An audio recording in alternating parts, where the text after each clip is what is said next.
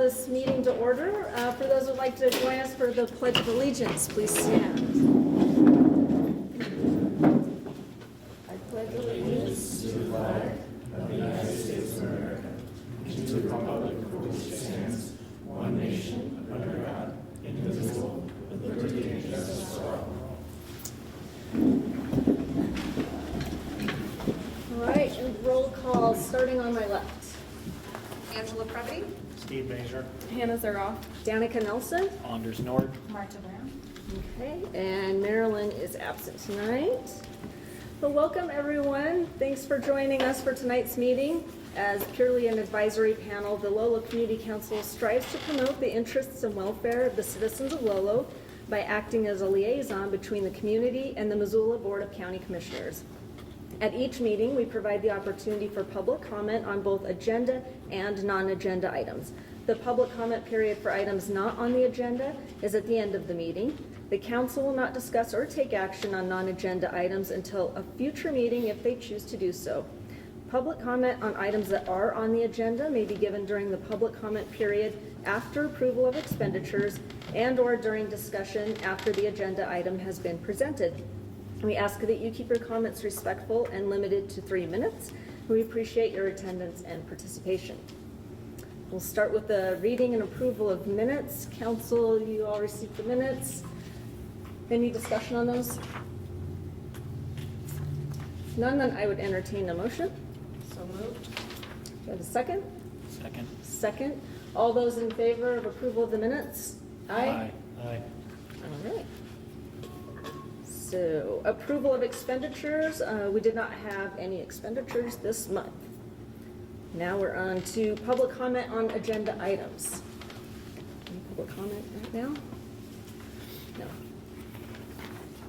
Okay, communications and reports. So we received our email update from Missoula County. They announced the recipients of the Impact Grant Awards. These include Bonner PTA for a new playground and community park on Bonner School grounds, the Football Club Frenchtown for soccer field upgrades, Upper Swan Valley Historical Society for the preservation of the rustics of Lindbergh Lake Log Cabin, Bonner Milltown Community Council for the use of a 30-foot dumpster for a 4-day trash drop-off for community members, Bonner Milltown History Center to exhibit a vintage safe from the Bonner Mill at the Kettle House Brewery in Bonner, Building a Better Society Community Outreach Group to host a spring community cleanup and flower distribution event, and the Swan Mission Academy Athletics Resource Team to support a youth group club with a focus on journalism and graphic design. We also received notice that there is a new telehealth pod for pediatric care now available on the second floor of the library near Families First. Families First. Families can now access high-quality pediatric care via new telehealth pod at the library. The pod is soundproof, private, and equipped with an iPad and easy-to-follow instructions. So it sounds like it's kind of all self-serve. You know more about it? I do. You can Okay. actually, people up to 22 years old can use it, and it's free care. So if you have like a kiddo hit their head, instead of paying for an emergency room visit on the weekend, you can go and get care at this telehealth pod with a pediatrician in Montana. Great. Okay. Missoula County's Department of Ecology and Extension will host a 4-part webinar series to educate residents on herbicide use. The next one is scheduled for May 15th, and that one will be reducing unnecessary herbicides. You can find more at missoulaeduplace.org. And Missoula County hosted 2 open houses on April 22nd and April 29th to provide residents opportunities to ask questions and provide feedback about the proposed improvements and upgrades to the Lolo water and sewer system. You can stay up to date on that project and the next steps on Missoula County Voice. As always, sign up for the weekly newsletter at missoulacounty.us/news/e-notification. And you can engage with the county on active plans and projects at missoulacountyvoice.com. Next is our treasure report, which we've got from Marilyn. It looks like we had no deposits, we had no checks written, we had a $3 paper statement fee, and our balance is $662.20. And as far as mail received, it looks like we received something from Missoula County about them switching providers for their financial system. There's some form here, I don't think this really applies to us, but we may want to go over that a little bit further. And then MDT sent their newsletter, if anyone wants to look at that. So now on to committee and special reports. We have a new special report that we will be adding to the agenda starting today regarding the RSID status. That will typically be given by the Director of Missoula County Public Works. They were unable to make it tonight because they're at another community council meeting, but Shane Stack did send me that update via email, so I will read that for you all. The commissioners have approved updated development fees. Moving forward, new developments will be charged $10,000 per connection or lot with an annual increase of $1,000 over the next 5 years. The goal is to incentivize quicker development of connections, which will help generate funding to support proposed capital improvements. In terms of external funding, the county has resubmitted a request through Congressman Zinke's office for a $1.4 million to support water infrastructure upgrades. Additionally, we received encouraging news from Senator Sheehy's office indicating that the $5 million request for water and wastewater improvements is still progressing. It's promising to hear that both Zinke and Sheehy are working collaboratively on infrastructure projects like this, which should strengthen the competitiveness of initiatives such as the Lolo project. Public Works also met with legal counsel this week to begin drafting language for a new RSID focused on water and wastewater improvements. A primary challenge in this process will be ensuring the assessment methodology is both equitable and compliant with RSID statutory requirements. Looking ahead, the county plans to explore the formation of a special district for operations and maintenance, replacing the existing RSID used for operations and maintenance. The intent is to develop a more fair and equitable assessment model for operation and maintenance costs, something that current RSID structures do not adequately allow. The change isn't intended to increase O&M costs, but annual assessments will likely change for most customers. Let me know if you have any questions or would like further details. And again, that's from Shane Stack, who is the outgoing Public Works Director. As of next month, that will be Jason Mitchell. Could you please forward me that email? Yes, I can. I was just gonna ask, is that a public, is that made public or do we need to Yes, ask so for it? that's going to be attached to our minutes, but I can also send it to anybody who would like a copy. Yeah. Yeah. Okay, now we're on to Lolo School. Superintendent Dale Olinger. Thank you. 3 days ago, I got back from Washington, D.C. and Philadelphia. Took 37 8th graders, and we brought 37 8th graders back. It was the same 37 8th graders, so we call that a win. It is really interesting to go around a major metropolitan area with a bunch of 14-year-olds who have hormones raging and who are addicted to their phones. They're not looking up around to see what's going on, and they're trying to cross the street where cars are not looking for them like they might in western Montana. But they did great. Honestly, it was a wonderful group to travel with. They had a wonderful time, and we have already begun recruiting next year's participants for the close-up trip. That being said, some other things that are going on. We had a track meet today in Frenchtown. That went well, and the track and field ends next week with the Meet of Champions, which is held in Missoula. And that includes the Copper League, which is the outlying school districts and independent school districts that are near the Missoula area, and the Missoula County Public Schools city schools. So that's all the kids who qualified for the Meet of Champs get to go actually compete for who's the best in 6th, 7th, and 8th grade sports as far as track and field is concerned. This Friday, we've got the PTSA Carnival coming up from 5:30 to 8 o'clock. I think it's 8 o'clock, 5:30 to 8, at the school. There's no admission fee, but you do have to buy tickets to play the games and to buy food and those kind of things. It's a fundraiser for the different small groups at the school. So a grade level might have a booth for a little kid fishing over the blind, right? And you pay a quarter. I think that's how much the tickets cost. And they get a little prize. And then first grade, if first grade was running that, they might earn some money for special things that they get to do throughout the year. So it's a little bit of a fund for the different groups that are running that. Close Up will run the food booth, for example. And proceeds to that will go for the kids who work the booth. So it's a fundraiser, but not for the school or for PTA. It's for all the groups who run booths at the carnival. It's a good time. Lastly, my report's pretty short. We have a ton of year-end activities coming up in the next 17 days. Teachers were quick to tell me that's how many school days are left. We got trips planned to the Daily Mansion, to Council Groves, to Lake Como, to Mount Jumbo, to Garnett Ghost Town, to Travelers Rest, to the Insectarium Butterfly House, to the Public Library, and to the Lee Metcalf Wildlife Refuge. We are busy on the buses. It's a really good way to keep kids engaged and teachers for the last few weeks of school because it is tough, right? I mean, when they can see the end in sight, most of the curriculum has been covered by that point, so to get them out in the field doing something that's meaningful rather than watch a movie in the classroom or something ridiculous like that, we're glad to budget for this because it turns into good results for the kids and teachers and keeps them all engaged. So glad to stand for questions if you have any, but otherwise that is my report. What day did you say the carnival was? This Friday. This Friday. Yep, 5:30. What's your enrollment now? Enrollment, I didn't run a number recently, but the last I checked was 537. So it's in that neighborhood. And that's pretty steady. For the last Is couple that years. an increase from those same 2020? No, it's actually steady. We're within 10 kids up or down every year. So that's really a steady thing for us right now. Yep. Honestly, we're not seeing a lot of families move to the area because inventory is so hard to get right now. There's just not, it used to be a lot of turnaround in Lolo. People would come in because it was less expensive to move here and buy a home, get their family started. We'd have the kids.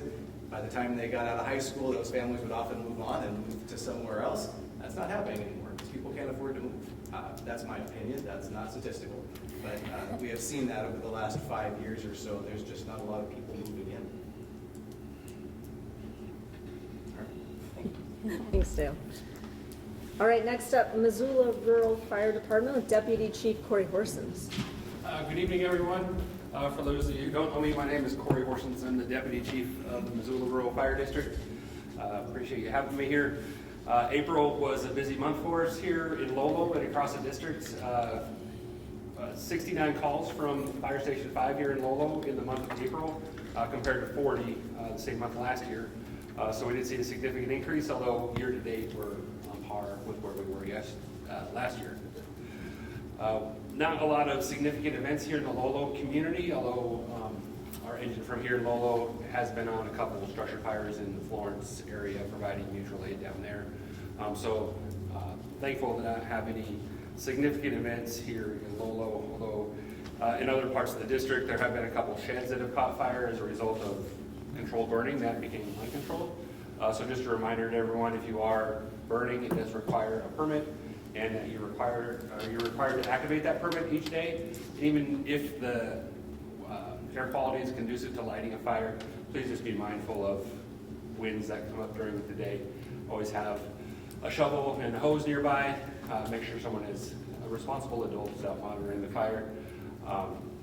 Fortunately, we haven't had anything more significant than just a shed catch fire.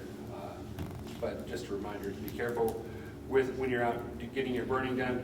And along those lines, even though open burning technically stays open until August, it's highly advisable to get that done sooner rather than later because open burning never stays open until August. And to segue into that, the Department of Natural Resources and Conservation just released the forecast for wildfires for the summer, and we're predicted to have higher than normal temperatures, lower than average precipitation. So all that to say we're likely to have a active wildfire season this summer, and May happens to be wildfire preparedness month. So if you don't listen to anything else I have to say tonight, I brought some flyers to all leave on the back table for you to sign up for Smart 911. If you haven't already done that, it's a way for you to log your address with the Smart 911 system and provide any relevant information about your property that would help us in the event that we need to evacuate anyone because of an unanticipated event. So I'll leave these on the back table. And then also in preparation of wildland season, I'd encourage everyone to do some spring cleaning around the yard, clean out gutters, clean off needles and leaves from decks and under decks and gutters and that sort of thing.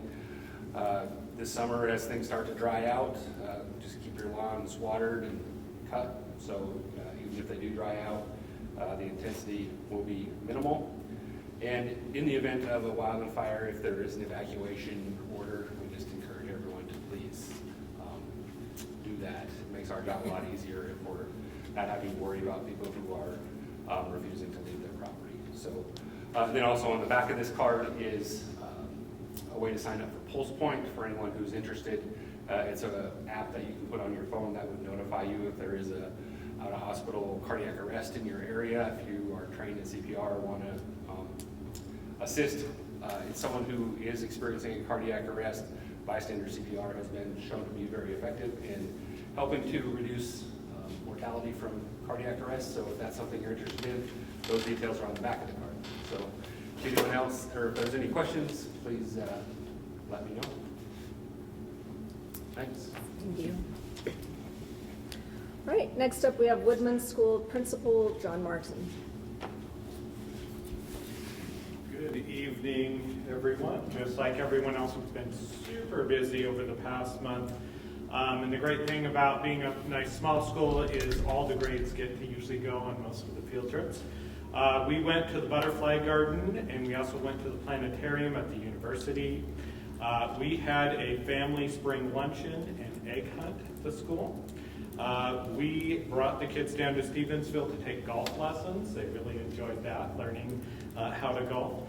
We went bird watching at Lee Metcalf.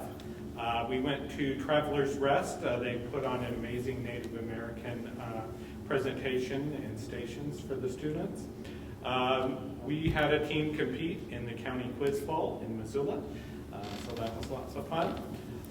We are part of the Natural History program out of Missoula and have done several field trips for that. We did a highway cleanup along part of Highway 12 near the school.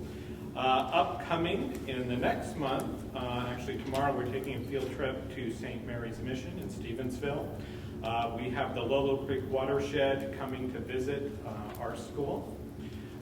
We are taking the middle school to Silverwood for Physics Day. So they actually do a day focused on physics at the theme park, so that's going to be a lot of fun.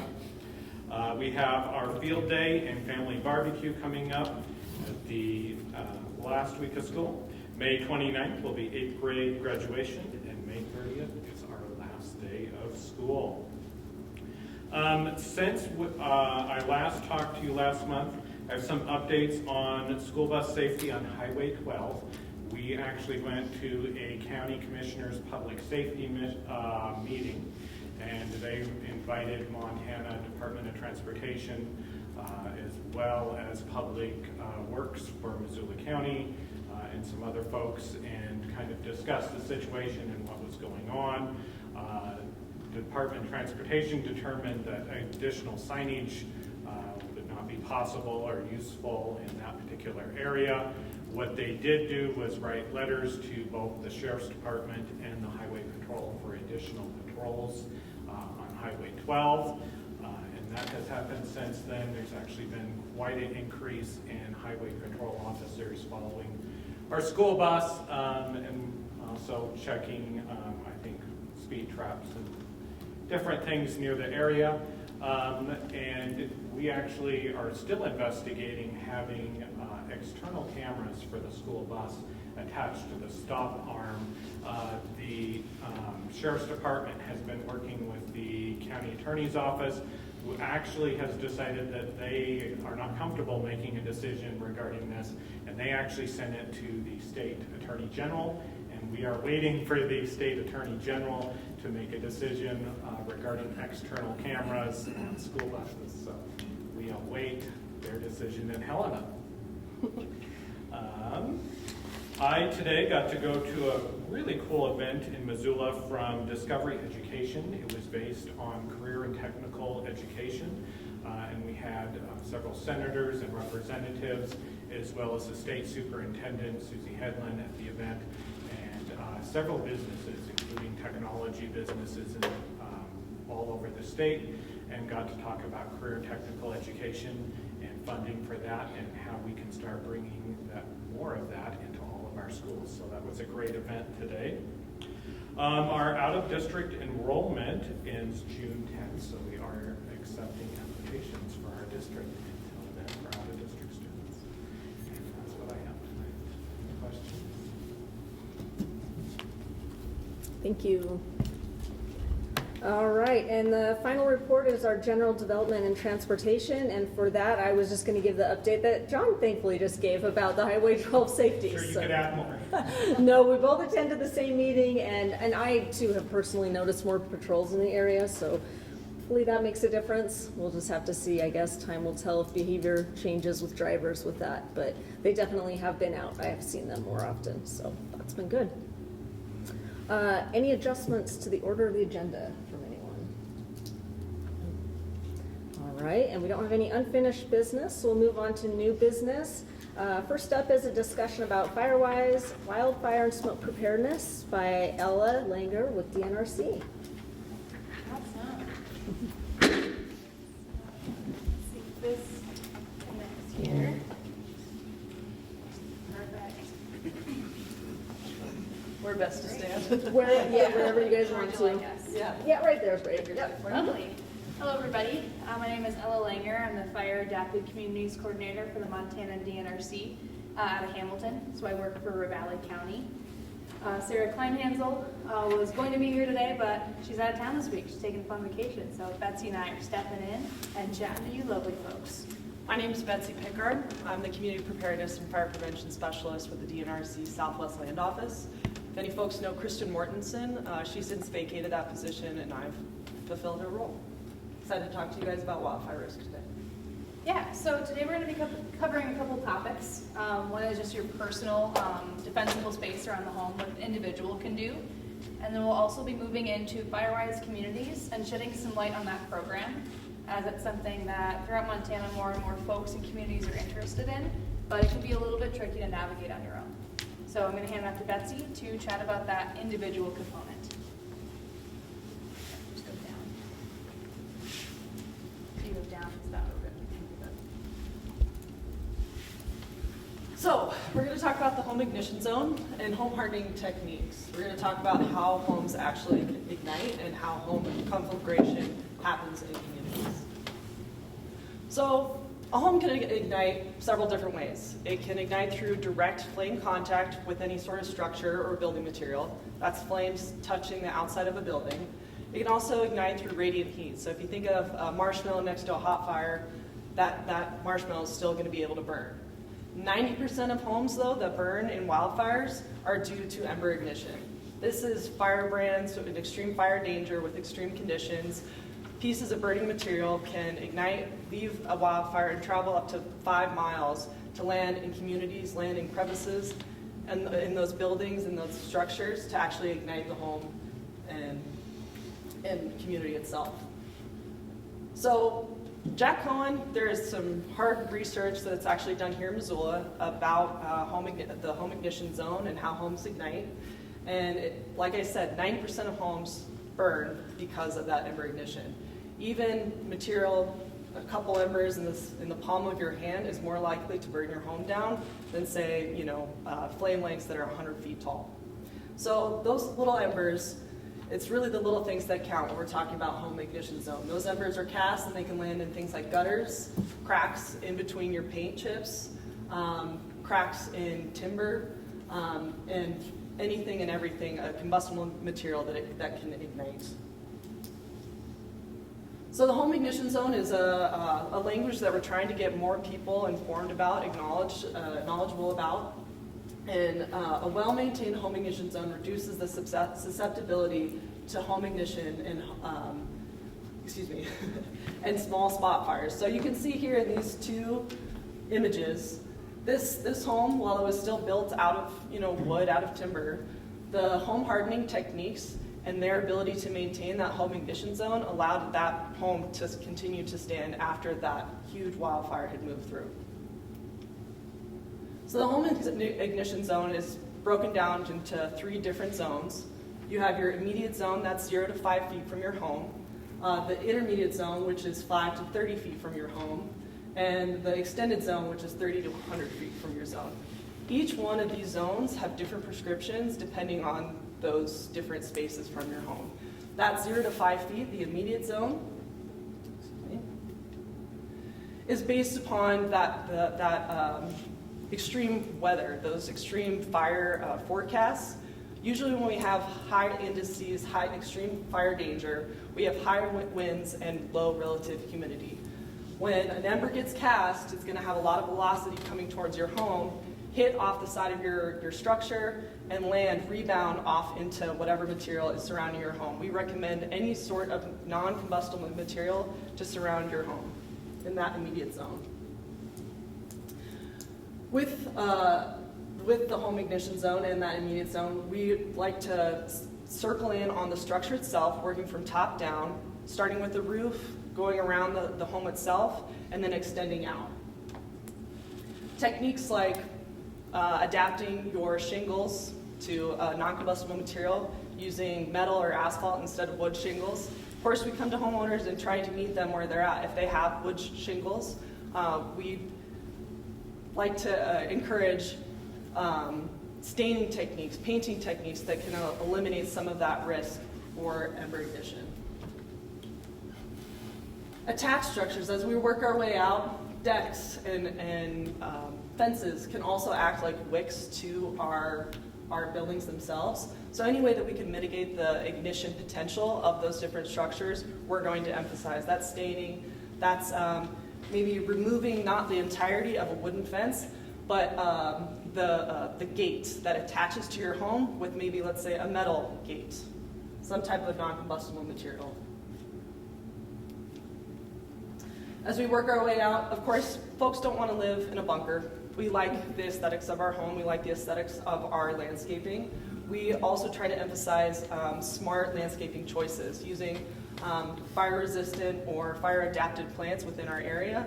We also like to really emphasize trying not to use juniper or high resin content species, because those species with that resin are going to be more prone to ignition, burn a lot hotter. They can tend to collect debris, dry out on the inside, and just add that much more fuel to that home ignition. If you're interested in learning about more fire-adapted plants to plant around the home, we've got this handout specifically the plants you can find in the Bitterroot. You can purchase at nurseries around here. So if you're interested. So the devil's in the details. Again, it's little things that we really try to emphasize that can make or break somebody's house burning down. Things like doormats, bringing those sort of materials in. If folks have furniture out on their decks, if it's a high fire danger for the weekend and they're going to be leaving, we try to encourage them, move those cushions, those highly flammable materials indoors. Try to move your wicker furniture into the garage for that weekend or that extended period of time. Emphasizing wind currents and the wind patterns of your house. If you see places that you see snow building up in the wintertime, that's a lot of the areas where you're going to have debris, needles, leaves deposit in the summertime. So just pay extra special attention to those areas in the summertime, and maybe have a little bit more regimented routine throughout the summer to keep those areas clean. As we get farther out into our intermediate zone, the slogan goes lean, green, and clean. So that's keeping your lawn watered, keeping your grass cut low, and trying to maintain a more park-like atmosphere. Again, there's that image for your 5 to 30 feet. And along with trees, along with those smaller shrubs, we like to encourage folks to keep a distance of 18 feet between each crown of each tree. Remove dead and dying material, and try to remove any sort of ladder fuels. If you have some big, beautiful ponderosa pines, but you have some Doug fir that might be encroaching within that 18-foot distance of that tree, fire is going to use that Douglas fir as a ladder to go up into that ponderosa pine. So we try to encourage folks to eliminate some of those ladder fuels and some of that more heavy fuel buildup. Same goes for additional structures, trying to keep areas either separate or more distance from your homes. A lot of folks, they don't want to have their wood piles, too far from their home, but if you can create some sort of distance between your building structure and that wood pile, that's the kind of action that we're trying to encourage. And then going out further, our extended zone, while our main emphasis is on that immediate zone, going out to our intermediate and extended zone, This is for folks that have larger acreage, trying to emphasize 6 to 12 feet spacing between trees in that extended zone and trying to eliminate that extreme fuel loading in those areas. Of course, due to full suppression tactics within the last 200 years, we have lots of areas where we have dense vegetation. We're hoping to encourage communities and community building to help neighbors, help communities become fire wise, utilizing grants and mitigating some of that fuel density on people's private property. If a slope is greater than 40%, take aggressive action. Fire tends to move uphill. If you're sitting on top of a ridge, you're going to have a different prescription than, say, somebody that's going to be in a valley bottom amongst urban area. So with the home assessments that we're going to be asking you guys to get the word out about, all of these prescriptions are due to topography, fuel types around the home, vegetation types, and the structures themselves. So, like I said, that wildfire risk assessment, this is a free service that I myself, the DNRC, all of our units within the DNRC, Ella here down at our Hamilton unit, Olivia Anderson at our Missoula unit. This is a free service to have folks, we come out, we assess a home, we give prioritized list of recommendations for folks to do with their home hardening techniques. We enter it into a database called SAM, that's Situation Analyst Montana. This is a software program that allows first responders and EMS to access in an event of an emergency situation. In no part are people's information getting posted to insurance. Insurance companies don't have access to SAM, but it's a really good tool for EMS, even if it's not a wildfire, for EMS to be able to see, okay, I have 2 people, they're hard of hearing, somebody's having a cardiac event, how are we going to be able to go in and help this community? So that's kind of the purpose of those, that Situation Analyst Montana. So if you'd like to request a home assessment, if you live in Missoula County, you're going to want to go to the DNRC website and go to the Forestry and Fire tab. There you can fill out a form, and that request will go to our local units, and they'll reach out and schedule that with you. If you have any friends and family that live in Ravalli County, you can do the same thing with that DNRC tab, or you can visit fireintheroot.org, and we have a more streamlined process since we're the main folks that do the assessments down in Ravalli. Along with this preparedness around the actual home, you need to be prepared for the event of an emergency, especially the event of an evacuation during a wildfire. There's a few things that every household needs to do. First, you need to have at least 2 evacuation routes planned and practiced.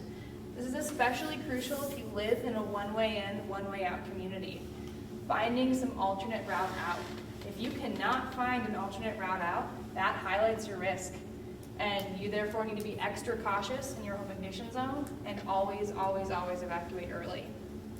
Having a go bag packed for every single member of the family in that home, including prescription medications, important documents, valuables, any kind of mobility aids, ready to grab and go if that evacuation happens, say, in the middle of the night. Having a meeting place, so everyone in a household, or if you have family in the area, meets in one centralized location in a safe space. Usually that's going to be in the town central or in Missoula. It can be a church, grocery store, friend's house, anywhere that you all agree upon beforehand. So if you folks get separated, if phone lines are down, you know where to find your family members. A lot of extra 911 calls go out because people can't communicate during these evacuations. You also want to plan for your pets and livestock. It's one of the #1 ways that people break evacuation barricades is because they left a pet at home. So make sure you have a plan if you're not at home and that evacuation order goes out. You have a neighbor you can call to grab their pet on the way out. Like Missoula Overall said, sign up for Reverse 911 here in Missoula County, in Ravalli down there. It's HyperReach. And monitor local fire information during the summertime so you know what's going on. Additionally, put your health first. Wildfire smoke is incredibly toxic and dangerous, and it's pretty unavoidable. It's only getting thicker in these valleys. So identify if you're a high-risk person. This is typically for seniors, children, and those with chronic illnesses are going to be more susceptible to smoke. but every human being is susceptible to smoke. It's essentially carcinogenic, and it has a whole lot of other chemicals that like to bind to those particles. So you never want to breathe them in. They can cause a host of health problems, both immediate and chronic. So protect yourself and protect your families by using some mitigation strategies, like having an HVAC system in your business and in your home. If you don't have HVAC, using room air purifier units, preferably HEPA grade. You can buy them on Amazon for $50. Or you can do DIY box fans in bedrooms. You just use a regular box fan and a MERV 13 or finer filter on there, and that does a pretty good job. Sealing all windows and doors, and just monitoring air quality in the summer and planning your outdoor activities around that. You can monitor local air activity on airnow.gov in order to plan those summer activities outside. All right, let's switch gears a little bit.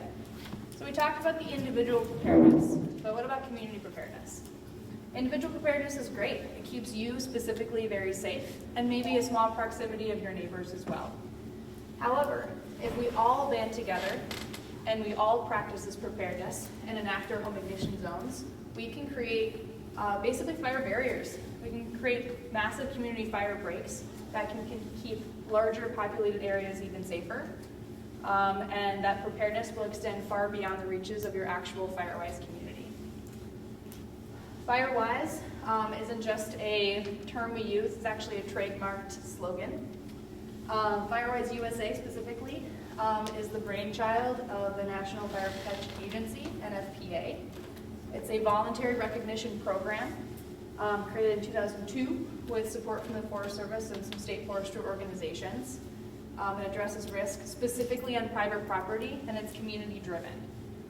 It's homeowners, it's residents banding together and creating neighborhoods that are dedicated to wildfire preparedness. So, why would you do FireWise? Well, it's an established framework that's easy for neighborhoods to follow, and it helps residents organize, find direction, and then actually take that action to increase the ignition resistance of homes and then the greater community. Oftentimes, organization can be tricky, especially in this day and age when we're not talking to our neighbors quite as much. So having this framework and having this structure can really aid this process. Currently, there are actually over 1,000 communities in the US, including in Hawaii and Alaska, that are FireWise recognized communities. This can range from 18 homes to 2,500 homes in one FireWise recognition. And they're scattered all over the place. However, I'd like to see a couple more popping up in Montana. So how does it work? What's the process? So how you start is you get organized. Usually we see 1 or 2 spark plugs in a neighborhood, and those are the real driving forces of these FireWise communities. It just takes one. And you start knocking on doors, you send out some emails and calls, and you form some sort of board or committee of folks involved within a defined neighborhood that are residents that would like to participate. Then you're going to determine the size or the boundary of this FireWise community. It can be 18 homes, or minimum 8 of 18, or 2,500. You want to recruit folks that are interested and dedicated, and also recruit those folks that might need help. That's the beauty of these communities, is that you can band together and help those in your communities that may not have the resources to do this on their own. Once you're organized and once you have your defined group that is this FireWise community, you're going to obtain a community wildfire risk assessment. It's basically like those home risk assessments that Betsy talked about, but on a community scale. So there'll be a big fleet of people like us that'll come out and assess every home in a day and generate a community risk rating, and will provide you recommendations that you will then factor into your 3-year plan. This 3-year plan will outline what this community wants to achieve in the next 3 years, what priorities for fuel mitigation, for personal preparedness, for HIZ work that the community as a whole is going to do, and they will start to do the work. Usually, the requirements for FireWise is that you host 1 educational event a year. However, the volunteer hours are pretty loose. Anything from a committee meeting at someone's house for a barbecue to just cleaning up around your own HIZ can count as volunteer hours. You need to meet those minimum hours. It's usually about 1-to-1, so it's 1 hour per community member involved. So if you have 30 homes, it's pretty easy to get 30 hours of community work done in a year, especially if you're just raking up leaves out of your gutters. So after you're doing the work for 1 year, you're going to tell Firewise. You're going to fill out the paperwork. It's a pretty easy process. You create a portal and you submit an application for your Firewise recognition. And then you receive a very cool sign that you get to put at the front of your community. And then you continue to talk, to meet, and to prepare. Online, it's fairly simple. You just go to Firewise, you go to nfpa.org/Firewise, and they have a very comprehensive website. Not only does it have actual Firewise recognition information, but it also has a host of resources for personal preparedness, and it walks you through step-by-step this process. Additionally, if one is going to pursue a Firewise recognition, someone like me, or Olivia or Betsy, will essentially be appointed to you, and we'll sort of be your liaison to help you through this process. Help organize meetings, help prioritize those community assessments and recommendations, and just be a consulting force, because it can be a lot of load to bear. So remember, fire could be tomorrow, so start today. Don't push these things off till next week, till next month, to August, because we don't know when the next fire is going to happen. They operate on their own schedule, and they don't give us pre-warnings. So prioritize doing this stuff now so you don't regret it in the future. The worst time to start preparing for wildfire is when you get an evacuation order.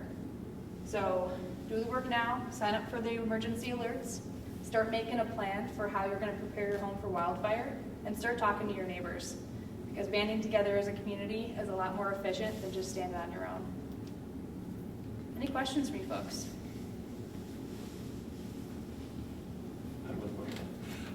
Would you mind speaking a little bit, if you're able, to the Firewise communities and how it might relate to someone's ability to maintain their home? You said it one more time? In the Missoula, in terms of Firewise communities and the ability for someone to maintain their homeowner's insurance.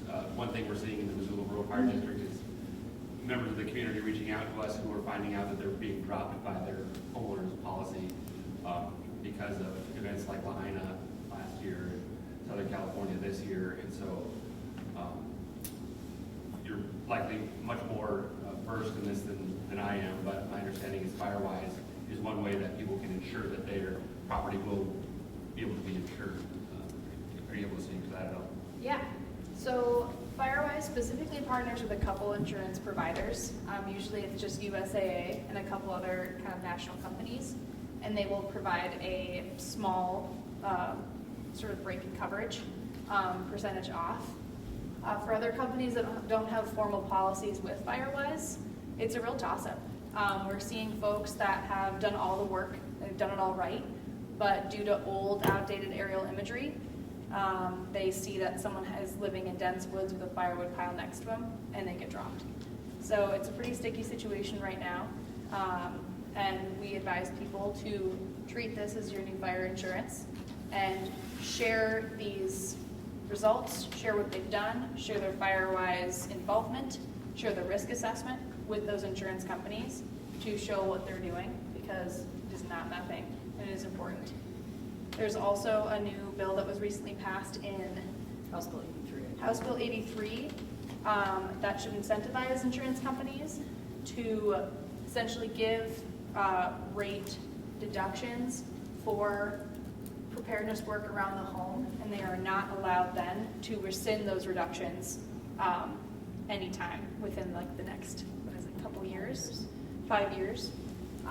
So with this Firewise work, we're going to see what happens with this House bill, if insurance companies will give a higher rate of deductions or if they'll buckle down and do this.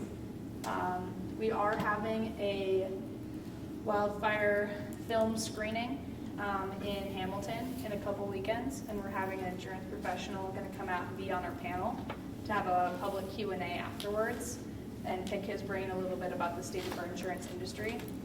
But it's spooky times. So we just encourage people to do what they can. I can't speak to individual providers, but I know that for folks that have a home assessment that maybe have a high risk priority. When they do their prescriptions and we come back out, we give them their assessment, they go back to low, they can voluntarily give that to their insurance provider, and some have seen discounts on their premiums and stuff. I don't have a question, but I would like to thank the DNRC. I understand that they donated all the trees for the reforestation of Lolo Peak Fire. Yeah, that was That's a great awesome. story. I'm so glad that KPAX hosted that. I saw that on KPAX. Yeah, that's great. Yeah. Thank you. We'll definitely give that to our greenhouse folks. When is the Hamilton event? That is on May 30th. It's a Friday at 6:30 at the Bitterroot River Inn. I can put the flyer up behind us if anyone's interested. It's going to be a free film screening and an expert panel Q&A afterwards. Should be pretty fun. And lastly, we will be having another community-wide assessment, Elk Meadows out in Houston. That'll be going on Friday and Saturday next week. So if you're curious at all about tagging along, seeing what that process might look like, please reach out to myself or Olivia Anderson.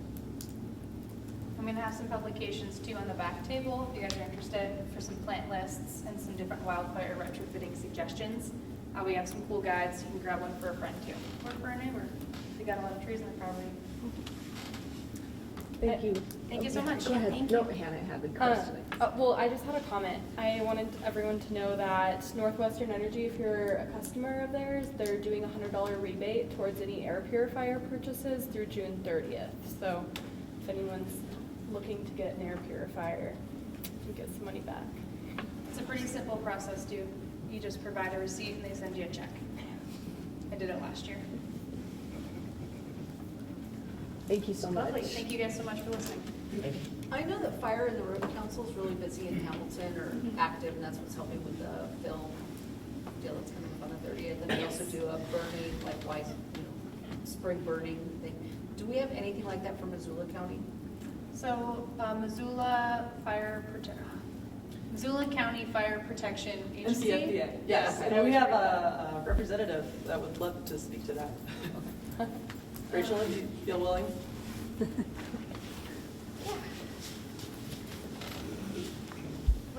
Sorry, impromptu.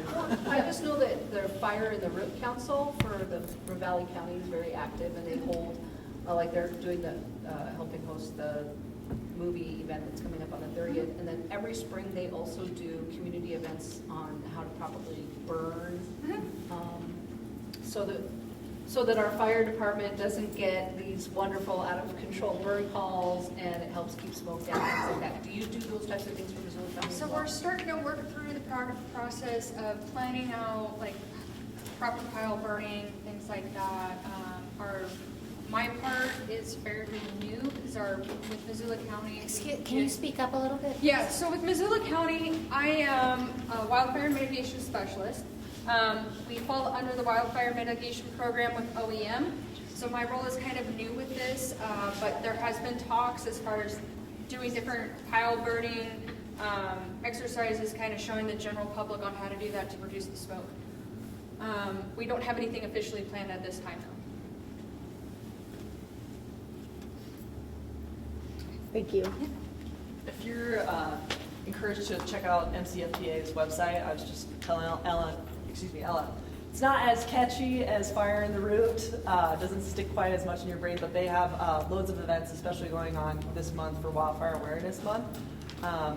Missoula's kind of broken up into specific communities. I know the Rattlesnake community, upper and lower, both have councils.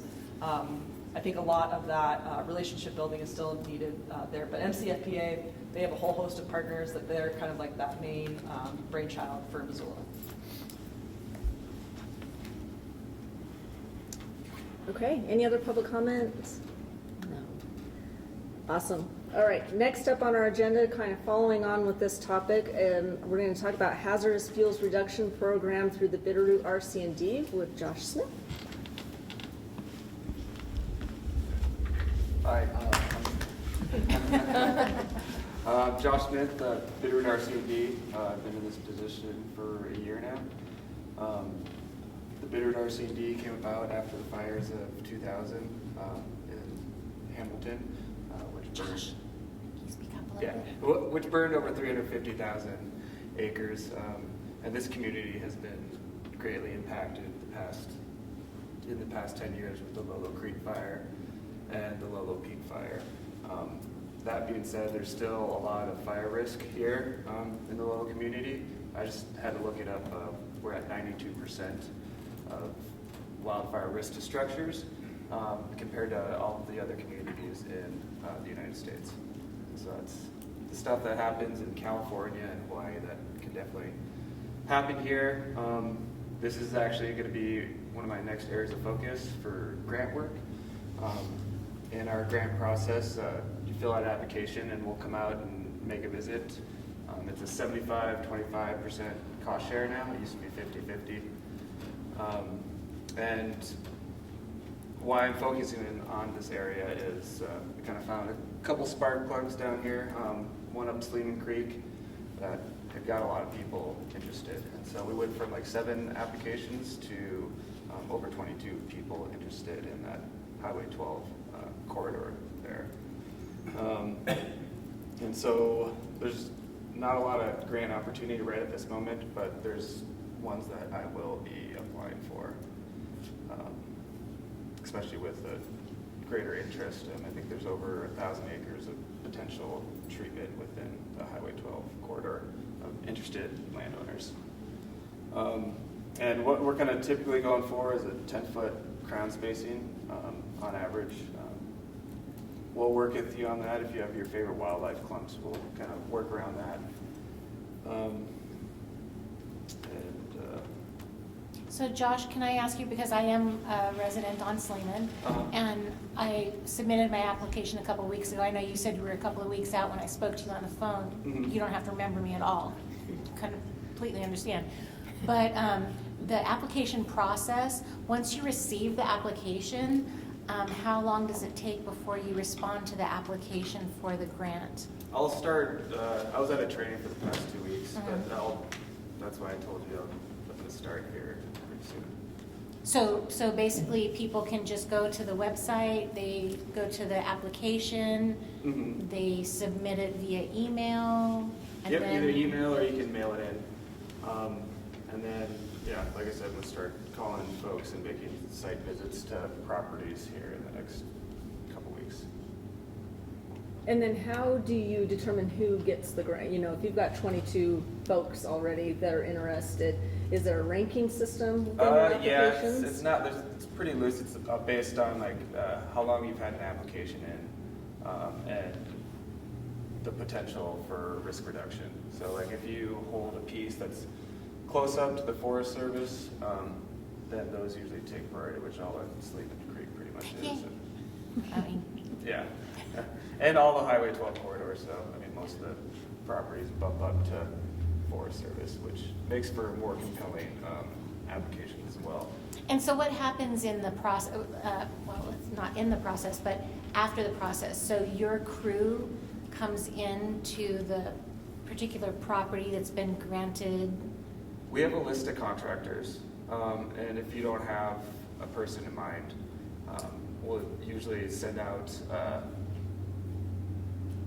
to our contractors to come and contact you, to come make a site visit with you, and then walk you around and to see what they are going to do. And oftentimes they'll like give examples, you know, the properties that you can just drive by to see their work, because there's quite a bit of difference in people's work. Sure.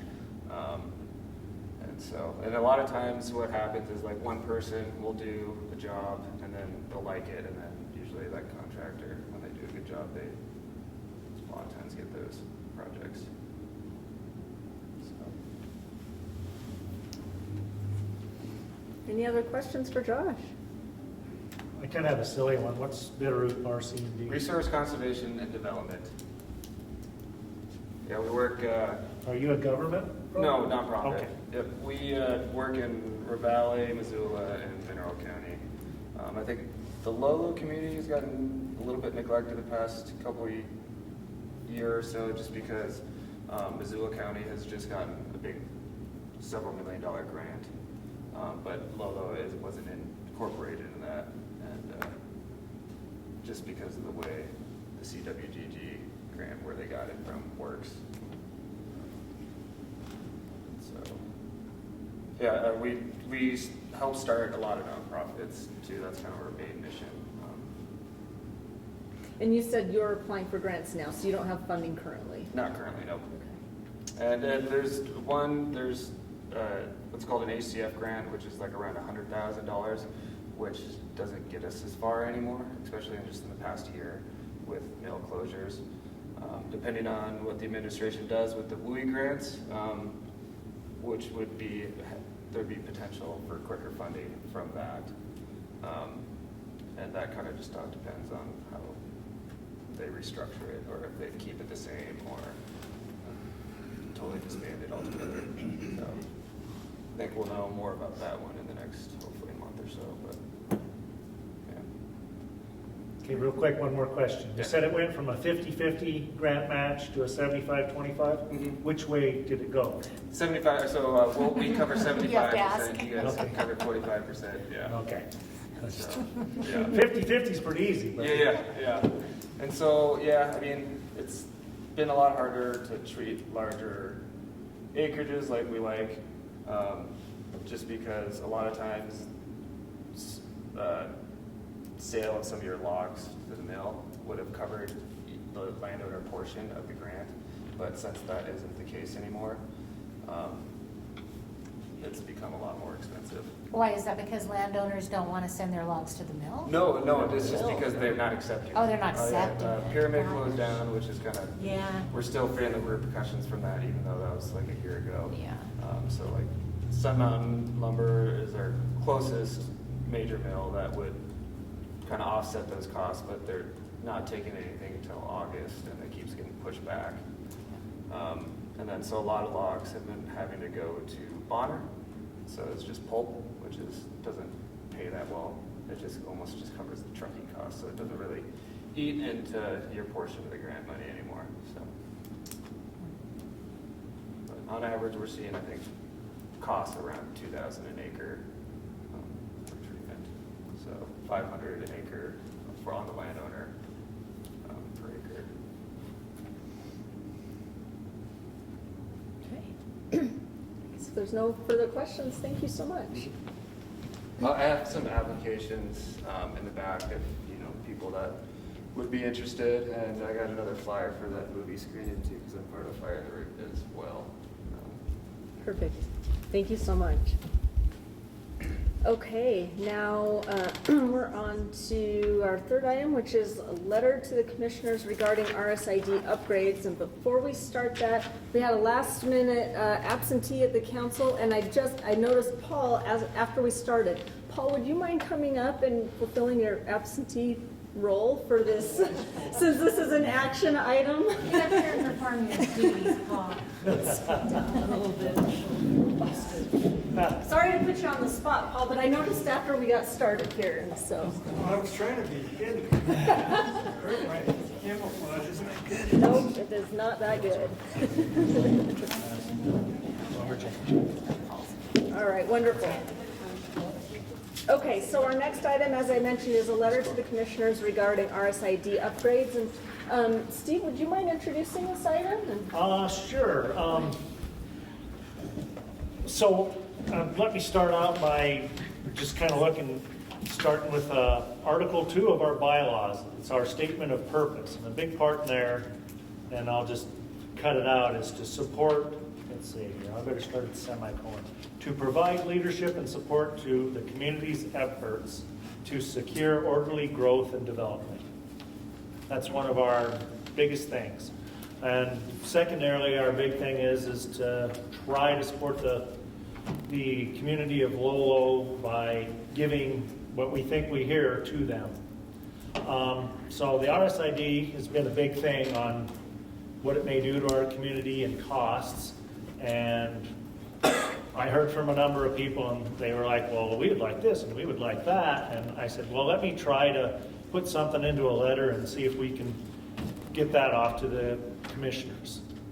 So Danica just reported on the Public Works email, and that kind of makes me think that some of this might not matter a whole lot, but I still think we ought to send them a letter to let them know what maybe we've heard. So this barely got on the agenda. It's kind of not as nice a letter as I like because of that. But I thought it might be timely, and I just learned today that they are hoping, and even from hearing his report, that the county is hoping to have this kind of wrapped up what they're going to do with creating a new RSID by the end of July. So my thoughts were, it'd be good to talk about this, go over the letter, get some brainstorming, put together another one and get that passed in June and move it forward. I don't know if that's such a great idea anymore, because June might not be enough. They're already doing things. Yeah. So with that in mind, maybe we should go over the letter and decide if we do want to put it off, or if we want to maybe call a special meeting like we did before, 10 days out, where we can incorporate some changes to that letter. But I'd like also the rest of the council members to see what you've heard from the community too. That's just what I heard. You guys might have heard something totally different. So, and this is knowing that when we send a letter like this, it really is just our opinion that we're giving to the commissioners. They can get to decide what they're going to do. But it is nice for our community, because let's say a whole bunch of the community really didn't like what was going on with what may happen with the RSID. It would be very difficult for them to stop it. They need 50% plus to stop what's going to happen. So in other words, as your very good minutes did, you really did a good job on that, having that info in there. So if you guys didn't get the minutes, because Hannah's minutes really talk about what Shane said well. But plain and simple, the county owns that facility and they can do what they want if they manage it. Steve, So, can I just ask, Yeah. so when you said if the community gets 50%, whatever, does that, who calls the vote on that? Well, Where does they that come wouldn't. from? You'd have to almost like get a petition together for RSID members. And when I With say how the many community, signatures? that's only the people within the current district. With how many signatures would? Well, there's 1350 dwelling units on it, so it'd be half of that. So we're talking close to 700. Yeah. It's a high bar. So if we can give them some direction and maybe they want to take it, great. If they don't, but it is our job to kind of give them direction. That really is that's why I read that article. It's kind of in our bylaws. That's what we do.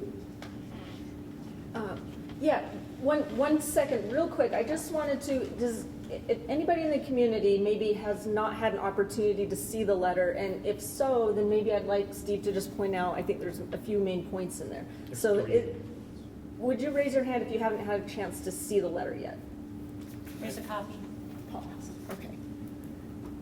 Well, we can would you mind distilling like the main Yeah, points? so the three main points, Same.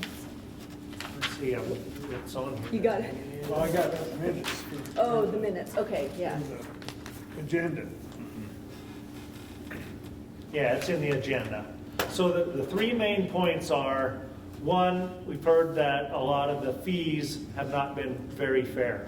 There can be people that use very little water, have maybe a little postage stamp house, but they have a lot of land, and so they have a very high maintenance fee on sewer and water.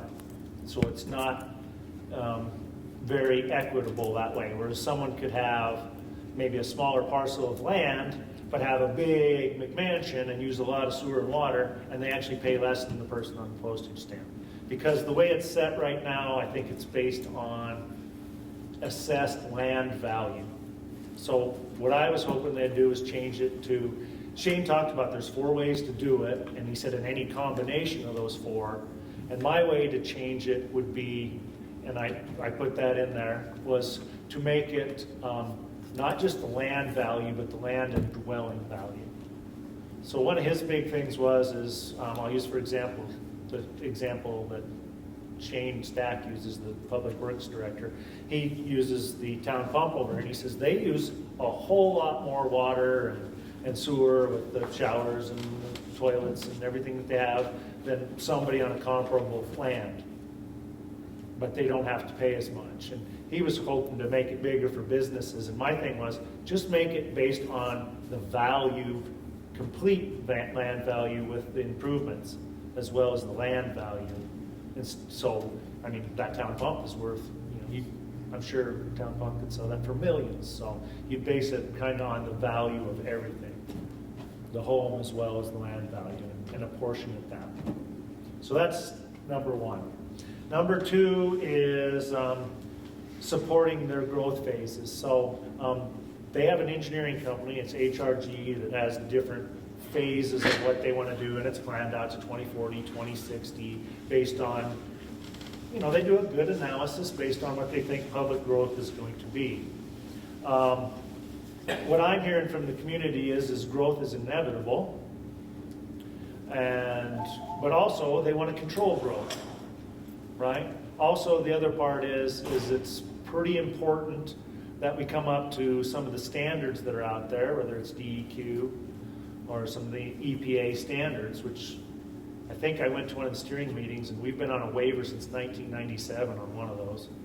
So that's a long time that if we bring up those standards. So what I've heard is people, we want to bring up those standards, but we don't want growth to go crazy.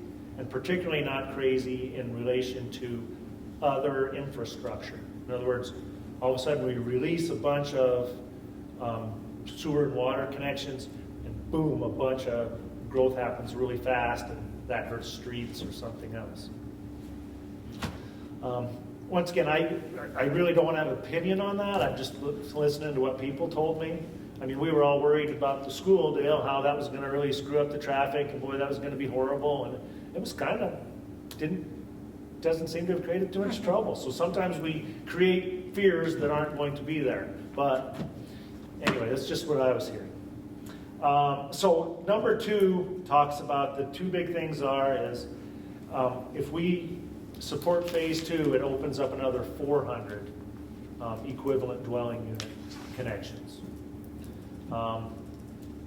With the total that they want to do with phase three, and there's actually even a phase four out there, it would be 800 even plus, and that creates a lot more growth. But phase two is up to 2040, as far as I know. And what I was saying is if that's going to increase it by 400 units, and that's still 2040, let's say the improvement happens in 2026, that's 14 years. So you take that 400 units that it increases, and you divide that by the 14 years, and you do a slow release of the dwelling units so the growth doesn't all happen real quickly. And I wanted the release, and it doesn't, once again, this is brainstorming the commissioners. They have to implement it. They have to make sure it's legal, all that kind of stuff. So it would be a controlled release. And then I also wanted the controlled release to have some, if you will, some priorities to it. So you see that in, because plain and simple, these hookups are kind of worth a lot to people. We see the development that's going on. They only have 56 and they want 125. So all of a sudden these hookups are kind of worth something. So anyway, in releasing them, I wanted there to be some priorities, like people that were already in Lolo, perhaps they're already in the district, but they're on their own well water and drain field, and their drain field's giving out. They should have some points to be able to get in there and get some of these as they're released much quicker. I likened it to giving out hunting licenses for certain things where you put in and get points. So people that have been on the list and been waiting for these to open up, they should kind of get some points. So I'm leaving that to the county to figure out, but that's the idea on that. And then the third one is I think the hookup fee should be higher. And so we just heard in the email that they're saying it's going to be $10,000.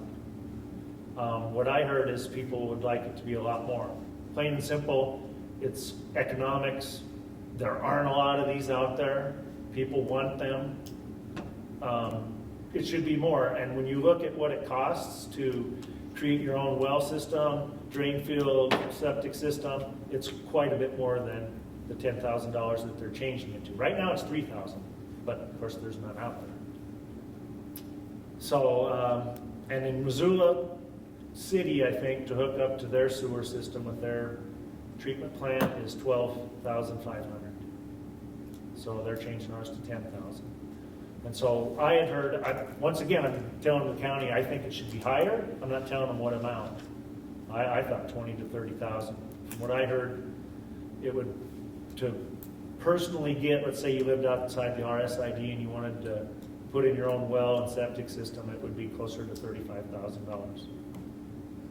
So that's what it's about. And Danica mentioned this when she was going to put it on the agenda. She said, well, some of this doesn't fit. And I think this is a good brainstorming time where we could maybe change it, maybe have a special meeting, in another 2 weeks, and just for only the purpose of getting a nice letter and get it to them so they can at least know what we think and try to incorporate that in their thinking, because it sounds like they're moving forward.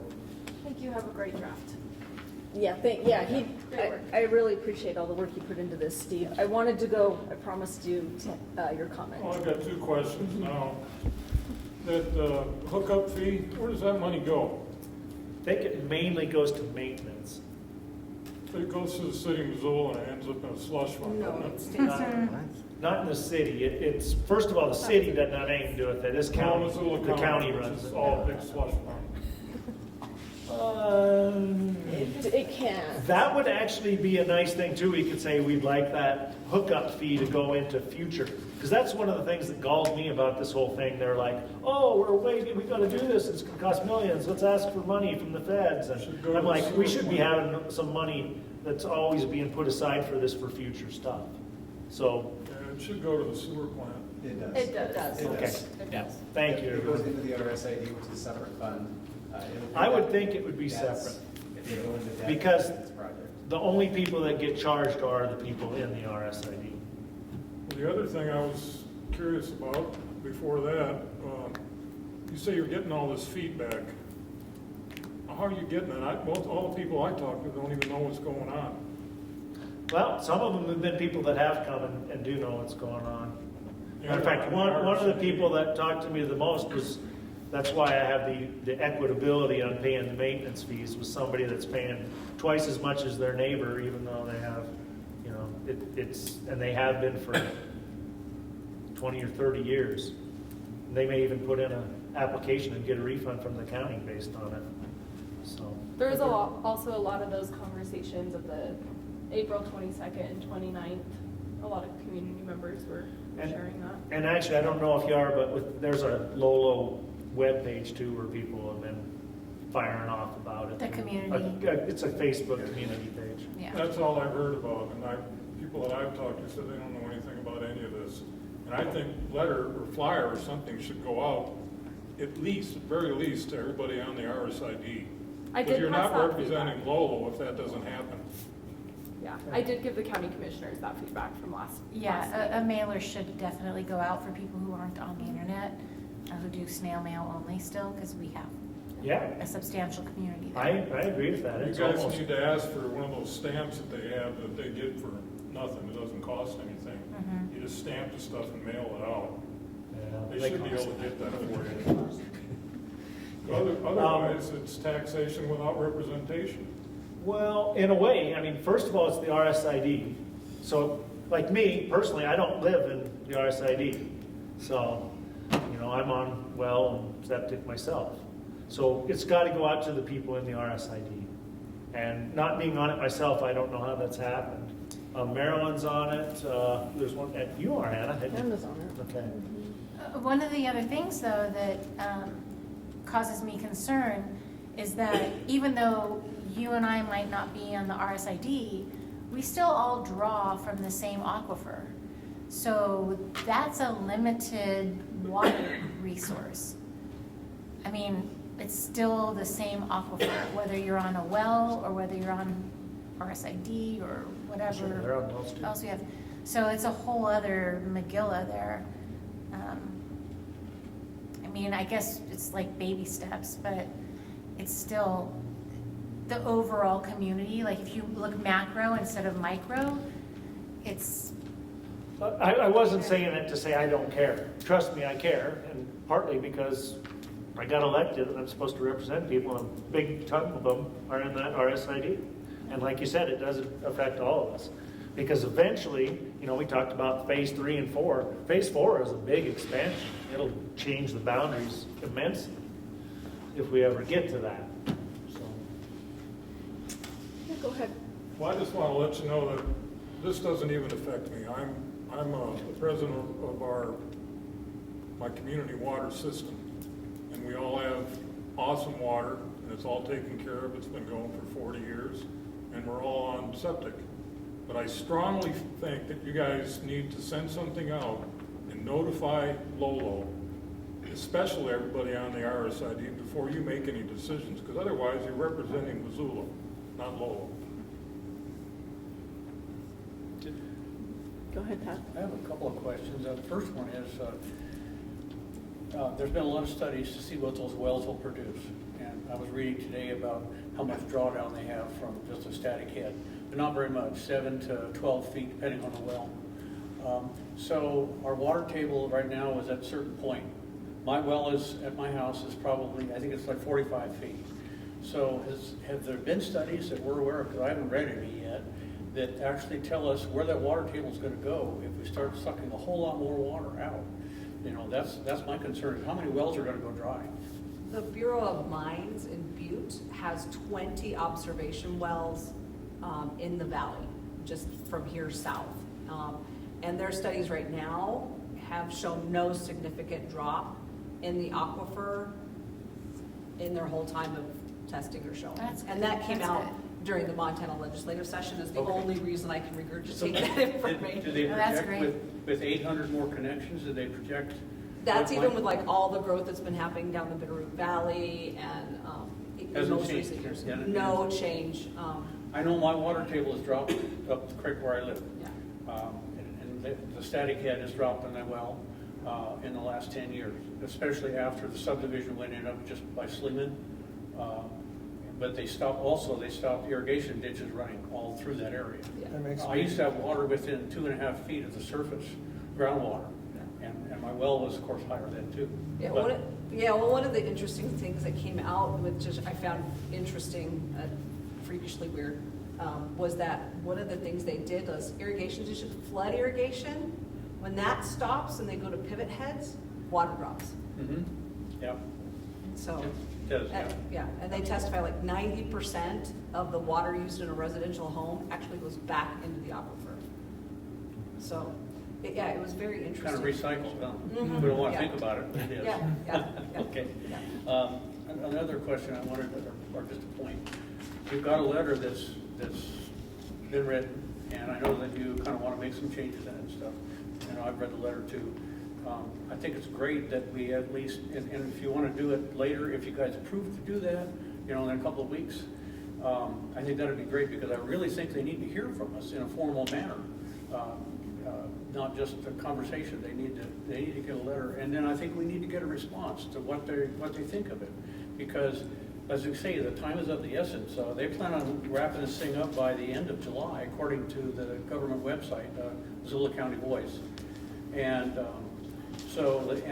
their engineering and construction, they're predicting to start soon after, with 2 years to complete all the work that they're projecting, and the word out is that, and I haven't been able to confirm this, nobody will really say it straight out, is the RSID that they're promoting is to cover all the things that were engineered or designed for upgrade in the sewer and water system.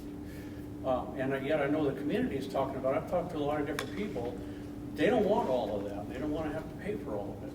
But it looks like they're going to push to have that RSID cover that, which I'm told when I went to that meeting at the school, RSID is nothing more than to cover a loan that's taken out. So if they push that RSID through, all the people that are within the 8901 RSID will be stuck with this new RSID as well. And it's a brand new one, from what I was told. And so people really need to understand that are in that area that want to try to gather 50% of them up. They need to realize the time is short. We've got 2 more meetings before the deadline will be happening.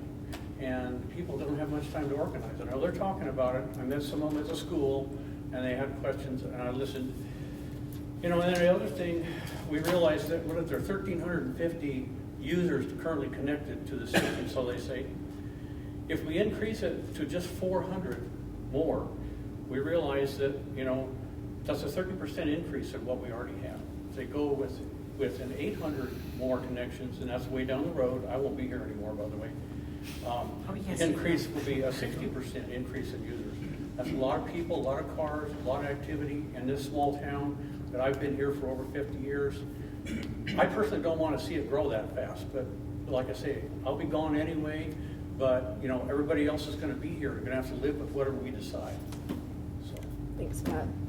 Just one point of clarification. I have seen this come up quite frequently, and I don't think it translates, you know, the connection quite equivalently to a household. So I know, for example, Shane used the example, I think the car wash would use 50 of those. Yes. So I don't think it's a one-to-one. I just wanted to make sure, kind of put that point of clarification out. We don't even have a So car wash now, but any business, like you say, has more than one Sure. connection. You're Sure. absolutely right. We have a comment back here. Yes, the EDUs, is that just houses or is that apartment buildings also? So that, That's just what you was talking. yeah. I wish I could explain it better. Maybe an engineer could. It's an equivalent dwelling unit is what it stands for. You know, it's just kind of a unit of measure of how much water would be used by a specific building. For example, a car wash would use a lot of water, so it would equate to about 50 homes. So I think it's So done by 50 bedrooms EDUs. in houses. yeah, They use it per bedroom, isn't that kind of how they judge the? yeah. So I mean, generally they assume that there's like 2.5 people that live in a home, and you know, people use about 100 gallons of water per day per person. So you know, a home might use 250 gallons a day. But I don't think they know how many people live in there, but they know how many bedrooms are in there. Isn't that kind of how they do it though? Yeah, for like apartments. you're Well, saying, or even residential houses. Yeah, I mean, I think a home, no matter the size of the home itself, would probably just be one equivalent dwelling unit, but I don't know that for certain. I guess multifamily, I can see why they count the bedrooms. Yeah, Dale. Dale the resident, not the superintendent. Separate role, loosen my tie. I think Seth brought up a great point on, I think the question is standing for the letter. If you're going to suggest that we, the council, which is what this letter does say, have heard from people, then that has to have happened. And that doesn't happen at the county's meetings. It doesn't happen on Facebook. It doesn't happen other places than right here. And I didn't see that in the minutes, and I've been here. So I would be cautious about representing what we, the council, have heard. Now, you as council members may hear from your neighbor and someone at the grocery store or someone at the brewery, and that's all great, but that's not the council. That's you as individual council folk. So I would just be very cautious if I were in your position about writing a letter that says we represent what we have heard. It kind of implies that this is a majority, and I would argue that I don't know that that's the case. Which I would say that we should have a special meeting. I won't be among the 51% storming the castle. Yeah, no, I get it, You know, totally. because I know. Also, if you're going to retool it, I would look at numbers 2A and B. It really is more of a growth policy that it seems that someone is trying to, not blaming you, Steve, just what you've heard.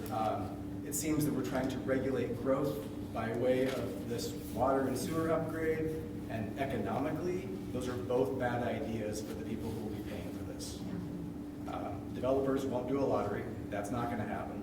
And to deliberately slow down the number of connections that can happen over time means that the people who are already paying are gonna be paying more over time because those new connections won't be offsetting that cost. And I don't think that's in anyone's best interest, whether you like it or don't like it, that's gonna mean you're paying more. So I'm not sure that's something that I would be promoting as the council either. Thank you, Dale. If I would, what he's saying too also is that you start adding a lot to the cost of a hookup, and we're all concerned about housing, the cost of housing. I mean, that's one of the numerous things that adds to it that the government throws. So that just kind of hard on, you know, if we want more affordable housing, you can't be raising all these fees or it's going to not happen.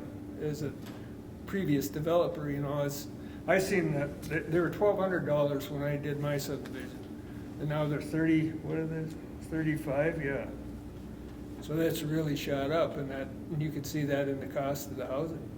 And the lack of housing now is because there isn't any sewer and water. So, double-edged sword. Thanks, Paul. Yeah.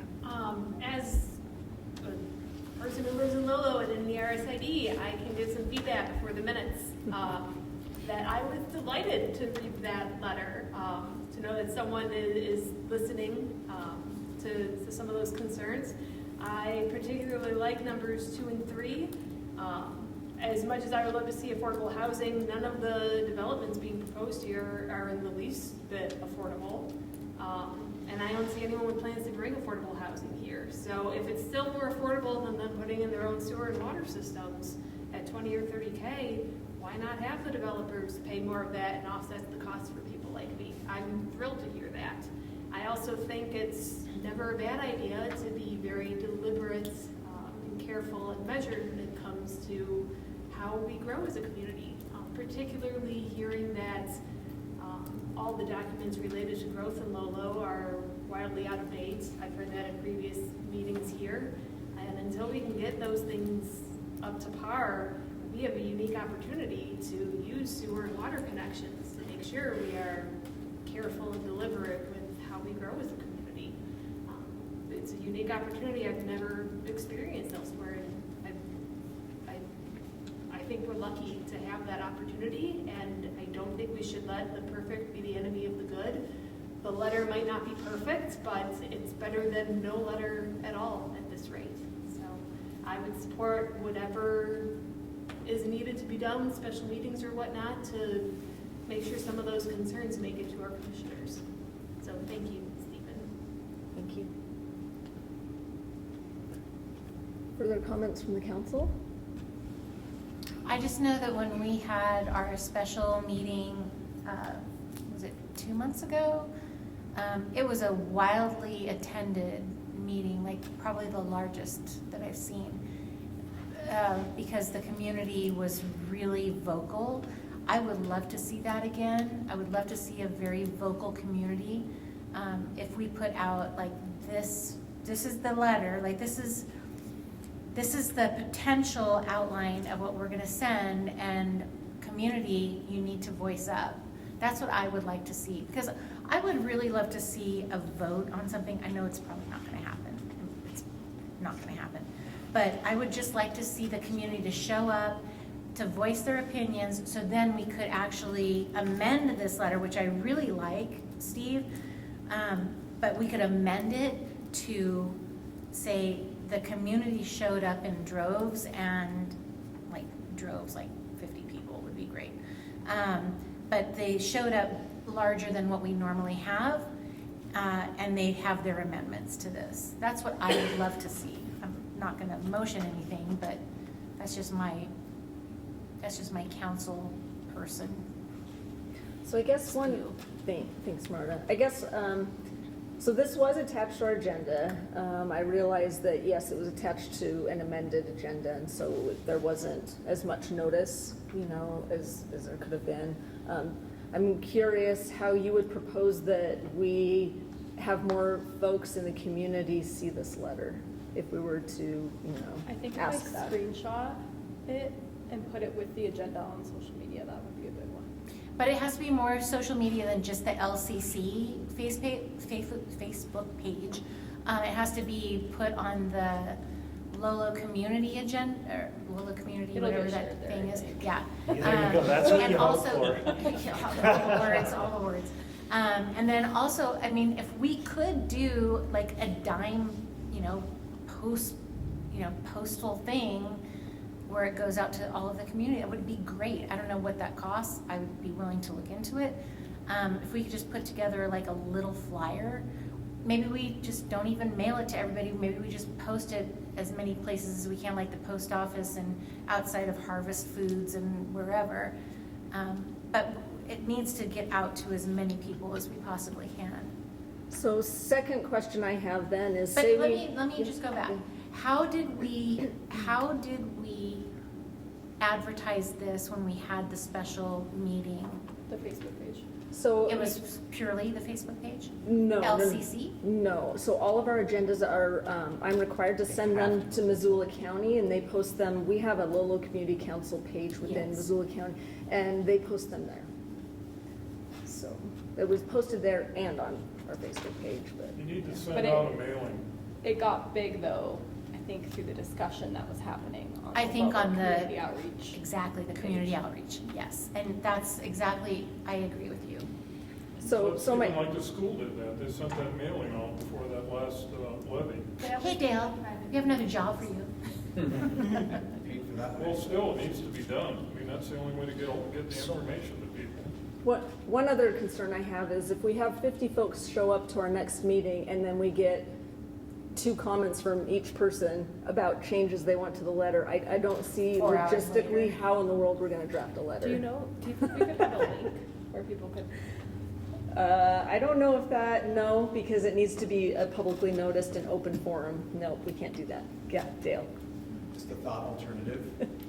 What if this council promoted the avenues where a citizen can have their voice heard directly with the commissioners via protest, via letter, rather than trying to create something that's going to wind up being 48 to 52%, and based on some very loud people who have already been incredibly vocal, whose ear has already, or they've already bent the county's ear, and we know that that's the case. What if this council took a different stance and promoted, community, if you're interested in this issue, this is where the information lives, and it's at the county, it's not with us. Here's the county's website for the project. If you have an opinion on this, here's the email address that you go to. This is the snail mail place. And so maybe this council becomes the liaison saying, okay, if you have a voice, this is where you send it, but we don't try to orchestrate that into a letter. Which is what we And are. maybe we put out a survey monkey or something like that? No. So you're taking an opinion again. Just tell people how to get their voice heard directly with the ears that are going to make decisions. Exactly. So just my comment on that. Everything you said is very well taken, because no matter what we get, you never get a good enough survey. And so, like what I'm doing, it's a very small survey, right? It's been people that I've talked to. And our whole job is to be a liaison. And that's why I read that. Our job is to tell the commissioners what we hear, or at least tell them something. And my whole, believe it or not, I'll just get kind of personal there. My whole thing on being on this council is it seems like we're pretty much worthless. And what we really should tell people is go straight to the commissioners. And that's kind of what we're all nodding our heads by with what Dale's saying. So we should just tell everybody to contact the commissioners. I don't know. I thought maybe we could be like a lens and focus something. And if we hear that and we actually go out amongst people and see what you hear, maybe it'll come back and people go, nah, that isn't really what I'm hearing. And that's kind of why I wanted it on the agenda, so the rest of the council members could say, what have you heard? Because there are going to be different opinions, but I think we need to, it's kind of our mandate to tell the commissioners, this is what we're hearing. And we should also tell the regular citizens, trust me, contact the commissioners, because what we tell them, they don't have to listen to us either. They don't have to listen to you. They really are in control, and that's what they're elected for as well. One thing I might add is, though, they have to be informed. And I think there's so much hearsay going around that it's hard to say that what some of the community is hearing is the truth. And I don't know how the heck they're going to have to go to the county and read it, but that's the whole problem with representative government is you have to have somewhat of a citizenship that pays attention, and I just don't, it's lacking in everything. I see it all the time. On the government website, Missoula County Voice has a place to comment. Yes, they do. You guys have access to where you were talking about putting news out. Hey, if you want to comment, or this is where you could go. You could put that, and you did it in this current letter as a link. You could do that also in your public comments and your social media stuff, and people could, if they would step up to do it, and some will. I've read quite a few comments in there already, and so they would get those comments directly.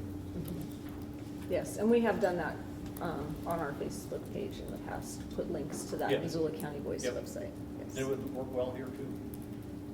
Is there a link to where they can read the exact county's proposals? Yes. too? On that same place. And my minutes. Indeed. Done, huh? Very well done. Just a question. Yeah. I didn't catch it on the, I know Marilyn's not here, on the financial update. You haven't spent any money in a while. Do you have any money in your budget? Yes, we do. To the point of, I've heard postcard a dozen times over the last couple of months. For perspective, the mailing that we sent out to 3,000 residences for the school for the past levy, which was a dismal failure, but the postcards went out, was about $1,300 for printing and postage. So you cut that in half to at least capture the residents of the RSID. I'm sure it won't be quite to that same scale, but it's going to be less than that.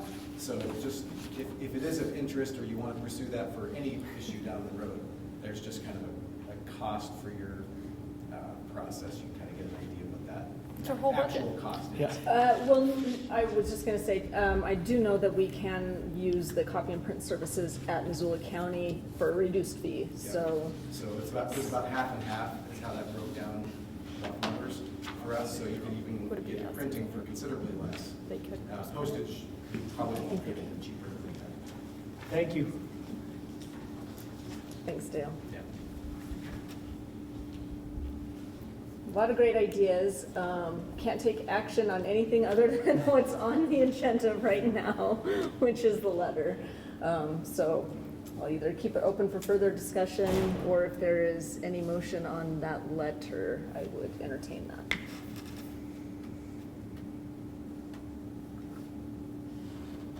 I guess I'd go on to say that I think you did summarize some of the issues that people are speaking about, but I also think there was a good handful of people that showed up to some of the meetings and have educated themselves and then found that, oh, this does make sense. This is what we need to do. So kind of to Dale's point of, amplifying some of just the issues, it's, I don't know, I'm having a hard time supporting the letter at the moment, but it's hard to inform 1,300 people all at the same time with all the same information. Can we motion a special meeting? You can certainly request one. Yeah, so the chairperson can set one, or a quorum can, by both. The thing is, what would we have that special meeting for? To invite more of the community to read. But even this then letter. we'd have to have a revamped one that we eventually voted on. So it would still not be in time, it would That not I be don't timely. know. Well, and again, I think we're looking at a small percentage of the public that you'd actually be hearing from, that can we say, we are hearing from overwhelming response from the community. Got it, If only got 40 it. people come, We never will. Yeah, and we won't see that, and I don't think we will, and I think that's where the whole, we can point you, I think there's a Yeah, I misnomer hear that you, we Angela. wield all this power as council members, and we don't. No, there's not, it's not a power thing, it's just like, it's a community power thing, is what I'm. No, I mean, even the gentleman that was in the audience said, before you decide, before you make a decision, and it's like, it's not us. Yeah. All we can do is try to represent this community. Go ahead, Hannah. You can totally shut this down if I can't actually make this motion, but I'm gonna just try it. Go Hannah. So I would like to make a motion that we send out a postcard in partnership with the county that lists the data points, so people are informed, with a link and a QR code to the Missoula County Voice website, as well as doing digital social media, maybe even an ad, boost it for a little bit of money for Lolo, and kind of leave it at that. So people all have the opportunity to give feedback if they're wanting to. I'd like to add to this discussion, the motion, since it's on the table. I think that's an excellent idea, and that way, it's not so much, we're giving them a place to voice their opinion, with an opportunity to read what what the county's proposing. So I think we're still doing our job as a community council, as we're contacting our people that in the community, and, you know, especially the ones that are in the RSID. So that's I think that would be the best thing we can do without putting some actual scattered opinions that we don't know for sure where they came from, or, you know, let somebody else. The county needs to answer these questions. I would totally agree to that, Hannah. I would just like to know who's going to do the footwork and in what time. So we're getting down the road. Hang on. Second this before we talk No, about it. yeah, well, Yeah, just like you couldn't even actually make I'll second. Well, I just want to know hang on. before I say anything. Hang on. We can't even continue further on this discussion because this is not an agenda item. However, Hannah, if you would like to make a motion to hold a special meeting for the purposes that you just stated, I will accept that motion. But wait, can I just go back? Like, wasn't Steve's letter an agenda item? It is. That we had to vote on? So you can, We yes. can vote on it. You can make a motion on that letter specifically, yes, but. But when we talk This is a about, totally yeah, new this is thing like a about totally sending new out thing. postcards. Yeah, Gotcha. yeah, so. I would motion to table the letter, ignore, how do we word that we're just not going to do the letter? You don't have to make any motion. Oh, It just won't happen. Yeah. I'm making no motion. Okay. Can we just whisper in Shane's ear to do a postcard? And leave it up to Shane to do? Absolutely Not a good not. idea. Absolutely. He's not in the same place we are. So I Because don't, he did do all those, who did the handouts that were at the meetings and that were online that I thought were well written and They were, gave them? yes. They did. I mean, if the county did those, basically, we just need to kind of whisper, hey, that was really well done. Can you do that in a postcard and send it? Okay, I have a motion. I reworked it. I move to hold a special meeting next week regarding our letter to the commissioners and communication channels for the public. I second I would third it. okay, so in that case then, we're tabling the letter. I'm hearing that you want to continue discussion of the letter. That's different than what I heard before. Yeah. How would I word it? Is that what you want? Skip the letter. Yeah, I just want to skip the letter. You want to skip the letter, But okay, I so, wanna have a special got it, meeting. so you would like to, okay. How about this, as chair, I am proposing that we hold a special meeting next Tuesday. Does that work for the council? And Is the that item enough on time? the Is that enough? Yeah, notice. I We have can a have week it notice, designed so by maybe. 48 hours. 48-hour notice, okay. Okay, wait. I guess everyone needs to check you want to check your calendars? I'm out of town. I'm good. What if we do a virtual meeting? Yeah. Yes. Because there was just, A because virtual really meeting. all we want to talk about is how the county, our recommendation, how the county communicates to our community. My understanding is that I will put on the agenda for the special meeting that we're going to vote on sending out, or asking the county to help us send out a postcard to communicate to the community that they can go to Missoula County Voice and voice their opinions on this RSID project. Is that correct? Did I hear that correctly? Just a postcard? He's And the talking about digital social media. And the social media. Okay.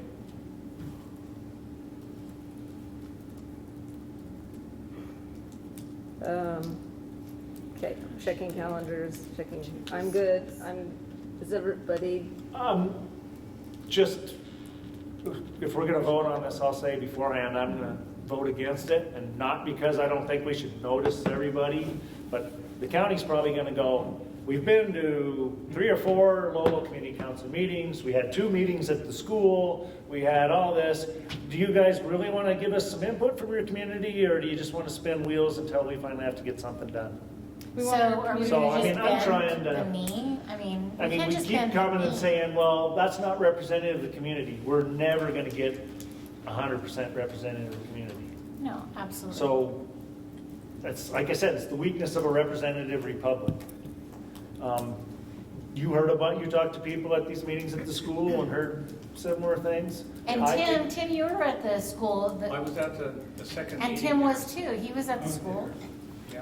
And there's even a group that's organized a name for the opposition to this RSID. And What did you hear, they couldn't Tim? make it. Well, there was a lot of opinions voiced at the meeting I went to, the first one. And a lot of people were upset. I don't know if, they're gonna do anything about it. And my personal opinion is it's gonna get shoved down our throat.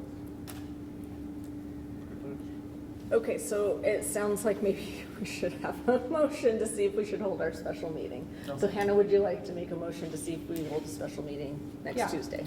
I would like to move that we hold a special meeting next Tuesday at 7 p.m. virtually to discuss the county sending out a postcard with a link and QR code to Missoula County Voice, as well as social and digital postings. Is there a second on that motion? I'll second it. Okay, we have a second. All those in favor of holding a special meeting next Tuesday, aye. Aye. All those opposed? Nay. Nay. And abstain? I abstain because Yeah, I'm not going to be here. I can't decide either way right now, if I think it's worth it or not. So you abstain? Since I have no strong opinion one way or the other, I guess I abstain. Okay. Huge vote, 2-1. Right. Okay, so we are not holding a special meeting, and I believe discussion is over for the letter. I actually move we just pass the letter to send it to the county commissioners. Okay, we have a motion to send the letter as is to the county commissioners. Is there a second? Okay, motion fails. I'll second that. Even though I opposed it, you know what? I just want to get this thing in front of the people. That's my above and beyond. Is just getting it there. I didn't want to get it this way, but I will get it Steve's way. My goal is to have our community be educated. So if they don't know about those 2 sessions and they're not coming to these, I want them to be able to read. Yeah, but if and they're see not what coming, it is. and we can't get them to come, I'm just gonna, let's just send the letter. See what we get. But it's still not going to the public, it's only going to the commissioners. Right, and they get to make their Well, decision the and their commissioners are representatives gonna of do the public whatever too. We anyways. vote for the commissioners, so. We have a motion and a second. All those in favor? Aye. All those opposed? Nay. Motion fails. Fantastic. Okay, sorry. I have a question about this, not about what you voted on.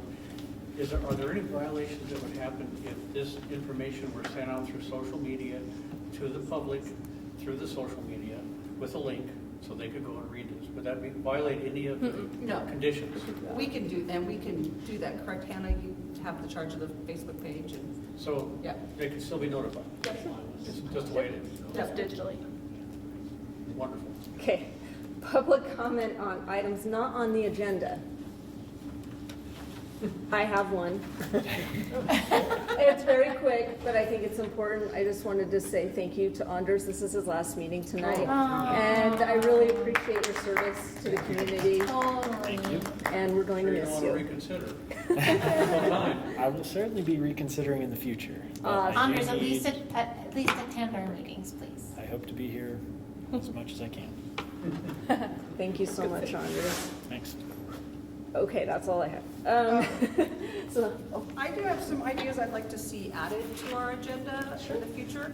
I think we've hit road construction season. It would be nice to hear from the county road department, like, are there any plans for road stuff in our area? So Public Works. Yeah. Okay. Well, I don't know if that's still Shane or if that's DOT. Hensel or if that's Brian Hensel or who, but it would be nice to know if they've got plans for pothole repair or work on a road, or it would be nice to hear from them. Just invite Brian. Yeah, I think it would be nice to hear from someone other than Shane, how's that? Well, he won't be here anymore. He's retiring. So. Another face might be nice, how's that? So I would recommend Brian Hensel maybe. The second thing is we had the gal come out and talk to us about our planning and growth policy, and we talked briefly about that, and it's not been added to the agenda. I liked your comment at the last meeting, which was why I was kind of surprised about your letter about not holding our water and sewer hostage to growth and planning. And I think we need to start working on that then and start biting that elephant a little bite at the time and start using the tools in the toolbox, our growth policy, our zoning, things like that, that we can start having community meetings on and looking at, because those are the tools in the toolbox for growth, and not our water and sewer, in my opinion. So, and then that was it, other than I really think maybe, I would love to see like a Lolo Community Days 2026. I would love it. Like we do barbecue cook-off and movies and car shows and I don't know, but maybe we can go for a grant on that and put that, start planting that seed and maybe start looking at grant opportunities for that as we were going through all of those grants that were awarded. And I know that there's a business in town that would love to spearhead like doing an outdoor movie. They would have they have the capacity to do that and would sponsor that and do it. I think that'd be wonderful to do. Can I just clarify, did you ask to hear from someone on the growth policy? No, we already heard from someone and we just need to start, we as a council said we need to start doing that, and then it hasn't appeared on the agenda. So I'm saying it so it's in the minutes so it appears. I just had to figure out what you were saying. No, she was here in March. Yep. Oh, You just want it as an that's, agenda item. that's Ann Hughes. Thank you. Thank you. Okay. I think Still we might be kinda worth would help. getting her here again. Well, just to- what she had offered was to give us an outline of kind of chunks that we could bite off at each meeting, and so I'll reach back out to her, and then maybe I can bring that to our next meeting. And start putting that as a standing, just like you have. That would be wonderful. Yep. Great Thank you ideas. for bringing that up, because that letter wasn't written on what I want to happen, it's what I was hearing. Yeah. Wonderful. I have 2 pages and a half of notes on here. So I'm so glad I didn't have to talk.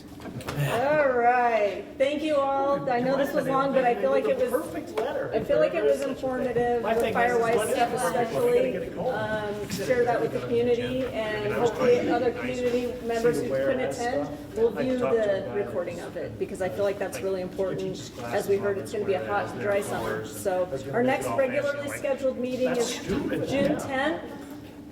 Our next regularly scheduled meeting is June 10th. I would entertain a motion to adjourn. I move to adjourn. Second? Second. All right, all those in favor? Aye. Thank you.